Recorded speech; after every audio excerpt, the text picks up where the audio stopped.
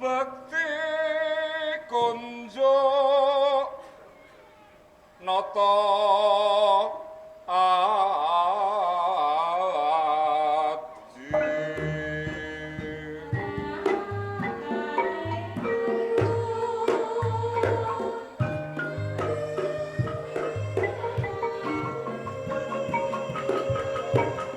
sowan kula wonten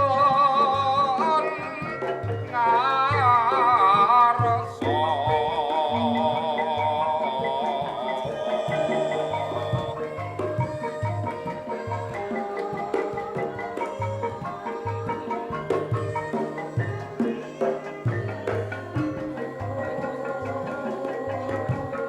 tuku sae sedang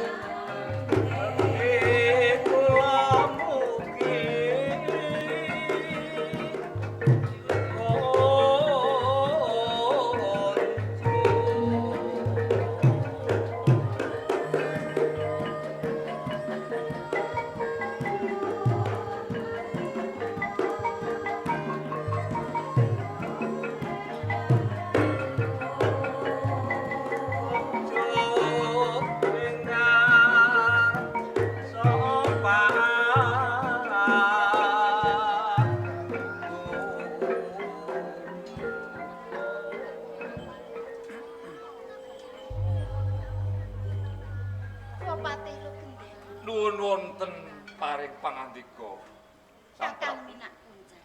Nuwun inggih, Sang Prabu. Kula tampi saben-saben panjenengan sowan wonten ing Praja Majapahit tansah ngaturaken sungkem pangabekti. Nuwun inggih. Kula tampi kok. Nuwun inggih. Namung puja pangestu kula genti panjenengan tampi kok. Sanget ing pamundi kula, Sang Prabu. Wopate Genter. Wonten paring pangan. Kakang Minak Kunjang. Inggih, kados. Bombong rasane penggalih. Nuwun inggih. Sakwise mresani para nayaka praja, wus pepak andher ngabiyantara sowan ana ing Praja Agung Majapahit. Kawontenan ingkang kados ngaten menika ngemutaken dhateng kula. Nuwun inggih. Kados menapa kuncarane lan jejeking Praja Majapahit menawi saka guru paman Rangga Lawe ugi paman Sindura menawi dereng gugur wonten ing pabaratan nglawan Minak Jinggo. Kekes raosing manah kula Wopati. Mboten mahiben Sang Prabu. Yektos semanten ugi kula. Natkala semanten ingkang saged ngembani ngadepi wontenipun perkawis wonten ing Praja Majapahit inggih Sang Senopati Agung. Namung menika sampun dados pepesthenipun mekaten. Leres unjuk aturipun Kakang Genter menika. Namung sinasa Kanjeng Adipati Rangga Lawe Dalah Sindura menika sampun gugur. Amargi saking kongasipun Adipati Minak Jinggo. Nandhalem sampun ngantos kagungan panggalih ingkang kuatos. Jer sedaya para narapraja wonten ing Kraton Majapahit menika estu nyengkuyung jumeneng dalem Sang Prabu Putri. Iya Kakang Minak Kunjang. Yen tak presani lan tak waspadakake soane para nayaka praja lan kawula ana ing Praja Agung Majapahit. Ya kuwi besuke kang bakal gawe jejeking lan tentreming Praja Majapahit. Nanging Kakang Minak Kunjang, Wopati Lugender. Nuwun inggih.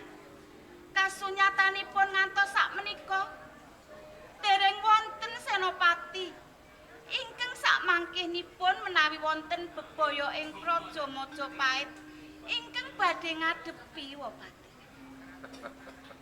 Menapa inggih anggen kula jumeneng Prabu wonten ing Majapahit saged dipun wastani namung sak megaring payung Wopati. Lepat nyuwun sih pangapunten Sang Nata. Yektosipun kula menika sampun nyawisaken calon senopati. Bebasanipun kula sampun ngurung jago wiring kuning. Ingkang klurukipun menika damel geter. Kabrukanipun damel miris sareng para mangsa. Ngaten. Menika Sang Prabu. Kakang Lugender sampun matur bilih ngurung jago wiring kuning. Tegesipun ing sakmangke negari dalem ing Majapahit badhe kukuh sentosa malih panjenengan jumeneng ratu wonten ing Kraton Majapahit ngaten nggih Kakang Lugender. Nggih, kula menika saking tresnanipun kalian Praja Majapahit. Inggih matur nuwun. Nggih.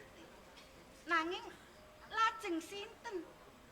Sinten jago wiring kuning ingkang panjenengan cawisaken kagem bebetenging ing Praja Majapahit menika Wopati?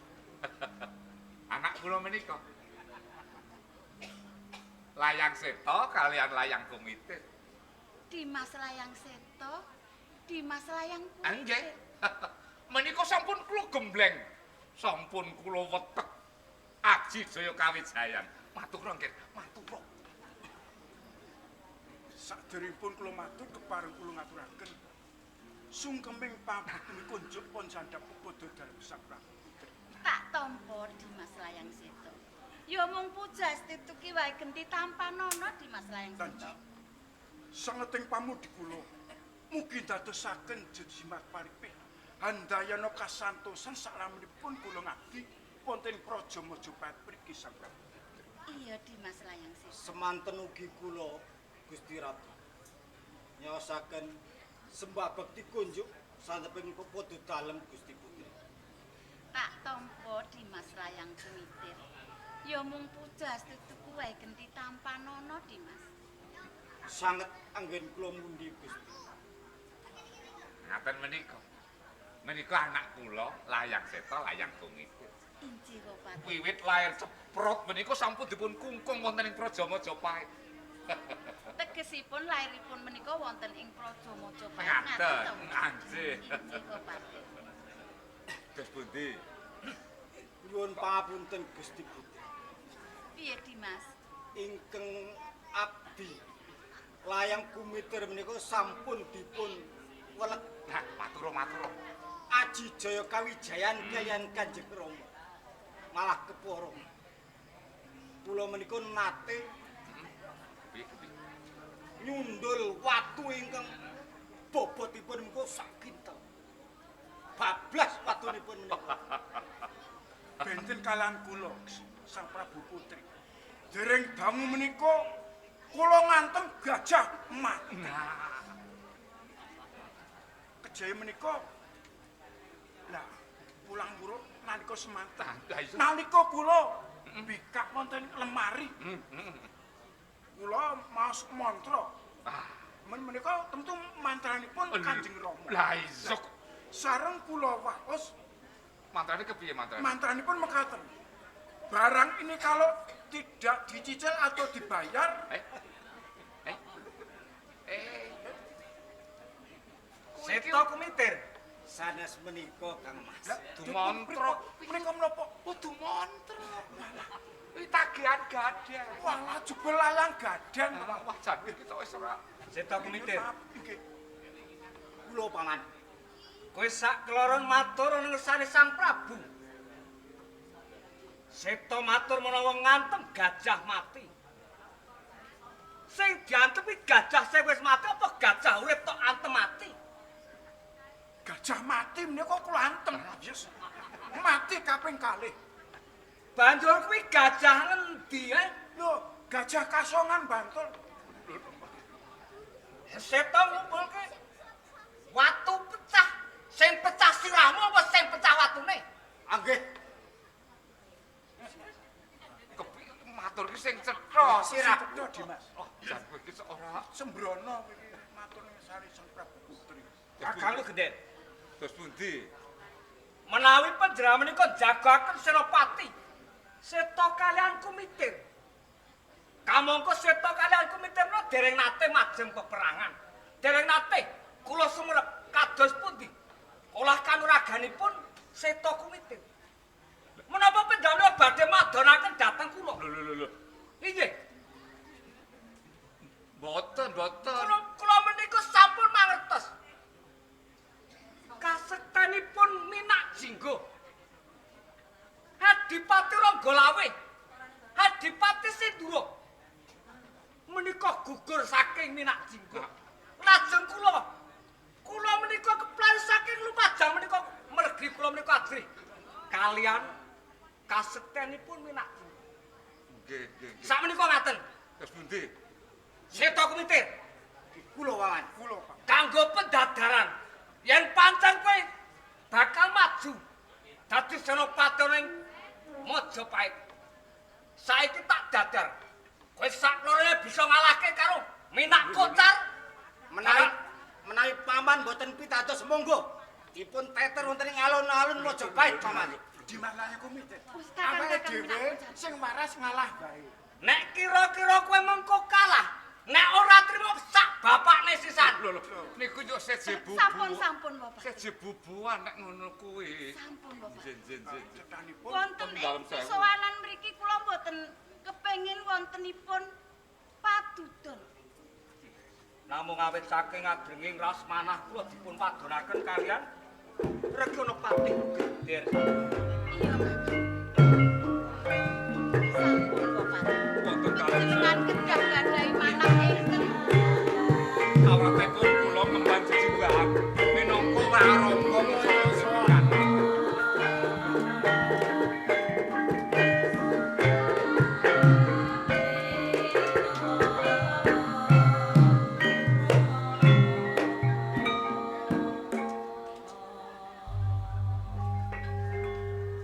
Nuwun sewu mangke rumiyin mangke rumiyin ampun. Mboten teges kula menika tambuh lho niki. Panjenengan menika sinten asmanipun? Lajeng saking negari pundi? Kula Nggih. Kok rawuh wonten ing pisowanan Praja Majapahit kagungan kersa menapa? kula menika angkat buta Lho. saking Kadipaten Belambangan. Oh, angkat. Minggir. Angkat buta saking Belambangan. Nggih, Blambangan. Menapa leres? Riki menika kratoning Majapahit. Leres menika Praja Majapahit. Kaleresan. Kula sowan wonten ing kraton Majapahit menika mboten gletung. Mboten. Mboten wonten kalih tiga nggih namung setunggal menika. Lajeng kagungan kersa menapa? Menawi dipun parengaken kula badhe matur wonten ngarsanipun Sang Prabu Putri. Oh, ning sareh rumiyin nggih. Iye. Sareh rumiyin wajan. Nuwun sewu Sang Nata, menika wonten rawuhipun sapa jenengmu mau? Angkat buta sampeyan Buta saking Blambang. Badhe ngadhep wonten ngarsa panjenengan. Menapa sampun pun keparengaken? inggih Bapak. Kula keparengaken. Angkat buta. Iye.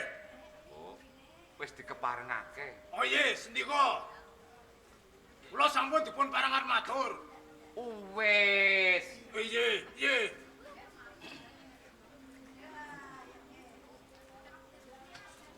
Kisana Iya. angkat buta. Kula Sliramu sowan ana ing Praja Majapahit. Duwe perlu apa? punten dalang sewu Sang Prabu. Saderengipun kawula matur, kula kepangaken sungkem kula mugi konjo Sang Prabu Putri. Iya angkat buta, tak tampa. Ya mung pujastutuku wae genti tanpa nono angkat buta. Iya, sangat ing pamundi kula. Banjur matur. Ana perlu apa sliramu? Sowan Punten ana dalang ing sewu. Majapahit, Praja Majapahit. Kula kautus sesembahan kula. Kanjeng Adipati Minak Jinggo ing Belambangan. Kula dipun utus kinen nyaosaken awala wonten ngarsa dalem Sang Prabu Putri. Ngaturke nawala. Iya. Ya wis, endang maju. Iya. Aturna nawala iku mau. Iya. Maju.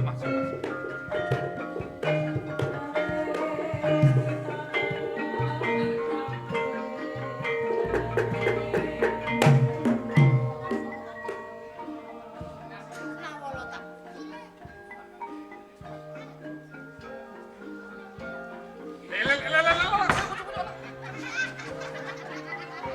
Ora ndek tatanan jo kowe iki. Wonten dalam sewu. Aku ki pepate. Bupati. Lho niki. Kakang Minak Kunjaya. Lan kabeh kang sowan-ana ing Praja Agung Majapahit. Sliraku bakal maca nawala iku. Oh.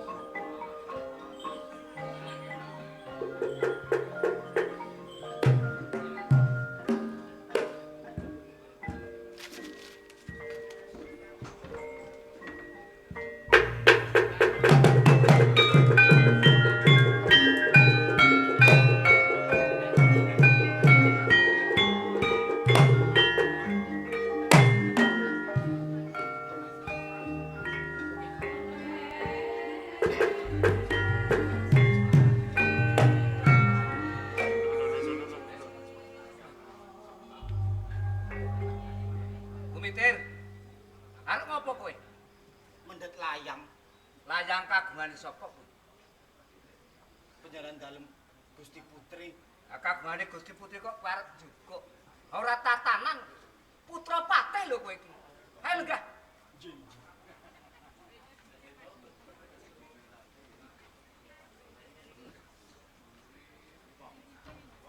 Kumitir to. Arep ngopo? Badhe mendhet Nawala. Wis tak aturke yen iki Nawala kagungane Sang Prabu Putri. Rene Dimas layang sit kumitir menika boten dipun keparengaken medhit Nawala. Mbok bilih kula dipun keparengaken. Kowe karo Kumitir kuwi padha. Oh sami nggih. Dadi ora kena jukuk Nawala. Sampean ki ajeng napa? Sampean ki ajeng napa? Mendhet Nawala. Panguwaos tunggal wonten ing Praja Majapahit menika Sang Prabu Putri. Nggih. Kaping kalihipun patih. Dos kula Sing dawuh sinten? Nggih, mboten wonten. Nggih, Adipati kok ora tatanan. Ora ngedeg-degi.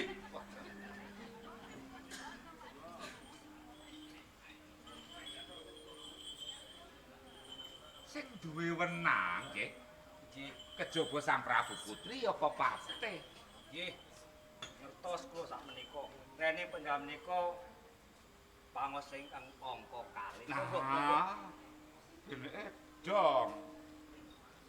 Dipun waos Rama. Lah iya kok Sewu. Badhe maos Nawala kok namung dolak-alik menika yen saged maos napa mboten? Menika kuwalik Rama, kuwalik. kuwalik. Ah, nggih, ngelangaken koyo menika. ora ngandani ket mau. Panjenengan kula matur. Nah, ngaten menika. Tulisane kok mawut-mawut ngono. Olah ora nggo tesmak engger. Estunipun saged maos menapa mboten? Mboten beto tesmak. Nak Mina. Iki kula rek nepate dawuh karo sampean. Diwaos. Nah menika kula ingkang pun paraken maos prasasti. Wis ana dawuh saka penguwasa nomor 2. Nggih, nggih, nggih. Nggih, badhe kula waos.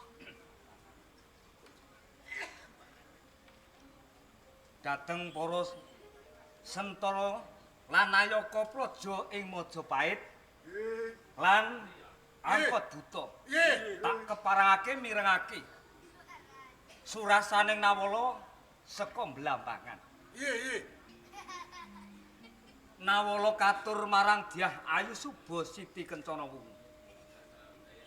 Aku Adipati Urubisma ya minak jinggo ing Blambangan. Aku nagih janji sliramu duk rikala aku kasil ngundurake ningkes Adipati Kebo Marcuet bakal didhawuhake marang sliramu. Kang seka iku aku Adipati Minak Jingga nagih janji marang sliramu. Yen ora kersa dadi garwaku, negara Majapahit bakal tak rusak penyakit setan.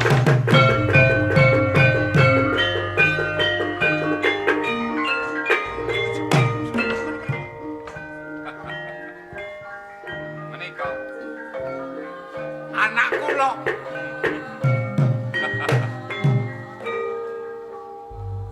Kagadang calon senopati Trajang urung ana dawuh. Bres anak kula kok. Kula pitados dhateng kewananipun putra panjenengan Seta kaliyan Kumitir. Mila gumun raosing manah kula. Kula nggih rada gumun. Atase ning anak patih. Mengke digadang lho niku. Gadang calon senopati model. Ning gumun kula menika mboten kok kewanen le ajeng maju perang. Lho. Nalaripun dos pundi, nggih? Temtunipun pendhawa gula wentah dateng putra menika ingkang sae. Nggih. Menika wonten pundi? Wonten Pisowan. wonten pisowanan. Lajeng angkot buta menika sinten? Pepatis ke Blambangan. Pepatis saking Blambangan. Nggih. Menika utusan. Nggih. Lajeng utusan menika dipun jempalani kalian putra panjenengan Seta Kumitir. Menika menapa sampun satrep. Ning tembungipun serat menika badhe damel risak Praja Majapahit. Menika surasipun Nawala. Nggih. Nanging angkot buta menika dede ingkang damel Nawala. Angkot buta menika namung dapur utusan. Pendhawa menika menggalih. Menggalih. Nggih. Angkot buta dapur utusan. Lajeng wonten utusan dipun jempalani wonten setigel menika mboten satrep menawi wonten ing Majapahit. Lho kok Menika lepatipun anggenipun pendhawa kula mentah dhateng putra. dados Seta Kumitir dados anak kula sing luput ta niki wau ki. Nggih temtunipun lepat. Jur Juk dados endi menika Juk? Nggih menika Kok menika panjenengan menika dados tiyang sepuh. Temtunipun anggenipun paring piulang tata krami wonten ing negari. Sak menika ngaten kemawon. dos pundi waduh. Seta kalian Kumitir Nggih. Badhe pripun badhe ngoyak nututi playunipun Nggih. angkot buta. Nggih. Sak menika panjenengan tanggung jawab tututi. Ning ampun dipun tegake lho. Mboten. Nggih. Kula badhe wonten sak wingking panjenengan. Oh, estu lho nika. Iki, Estu lho. monggo. Estu lho nika. Ampun juk negake lho. Mboten pun. Nggih.